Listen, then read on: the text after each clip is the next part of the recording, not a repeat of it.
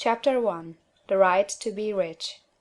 Whatever may be said in praise of poverty, the fact remains that it is not possible to live a really complete or successful life unless one is rich.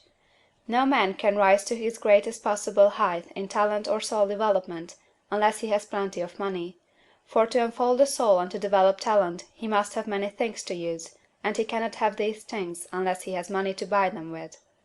A man develops in mind, soul, and body by making use of things, and society is so organized that man must have money in order to become the possessor of things. Therefore, the basis of all advancement for man must be the science of getting rich. The object of all life is development, and everything that lives has an inalienable right to all the development it is capable of attaining. Man's right to life means his right to have the free and unrestricted use of all the things which may be necessary to his fullest mental, spiritual, and physical unfoldment, or, in other words, his right to be rich. In this book, I shall not speak of riches in a figurative way. To be really rich does not mean to be satisfied or contented with a little.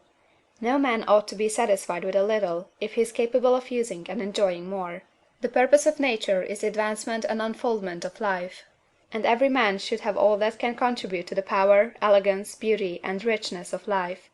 To be content with less is sinful. The man who owns all he wants for the living of all the life he is capable of living is rich, and no man who has not plenty of money can have all he wants. Life has advanced so far, and become so complex, that even the most ordinary man or woman requires a great amount of wealth in order to live in a manner that even approaches completeness. Every person naturally wants to become all that they are capable of becoming. This desire to realize innate possibilities is inherent in human nature. We cannot help wanting to be all that we can be. Success in life is becoming what you want to be. You can become what you want to be only by making use of things, and you can have the free use of things only as you become rich enough to buy them. To understand the science of getting rich is therefore the most essential of all knowledge. There is nothing wrong in wanting to get rich. The desire for riches is really the desire for a richer, fuller, and more abundant life, and that desire is praiseworthy. The man who does not desire to live more abundantly is abnormal, and so the man who does not desire to have money enough to buy all he wants is abnormal. There are three motives for which we live. We live for the body, we live for the mind, we live for the soul. No one of these is better or holier than the other. All are alike desirable, and no one of the three, body, mind, or soul, can live fully if either of the others is cut short of full life and expression. It is not right or noble to live only for the soul and deny mind or body, and it is wrong to live for the intellect and deny body or soul. We are all acquainted with the loathsome consequences of living for the body and denying both mind and soul, and we can see that real life means the complete expression of all that man can give forth through body, mind, and soul. Whatever he can say, no man can be really happy or satisfied unless his body is living fully in every function, and unless the same is true for his mind and his soul.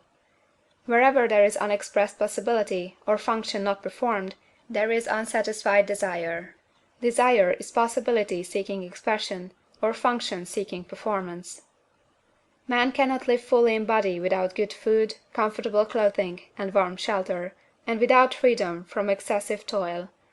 Rest and recreation are also necessary for his physical life. He cannot live fully in mind without books and time to study them, without opportunity to travel and observation, or without intellectual companionship. To live fully in mind he must have intellectual recreations, and must surround himself with all the objects of art and beauty he is capable of using and appreciating.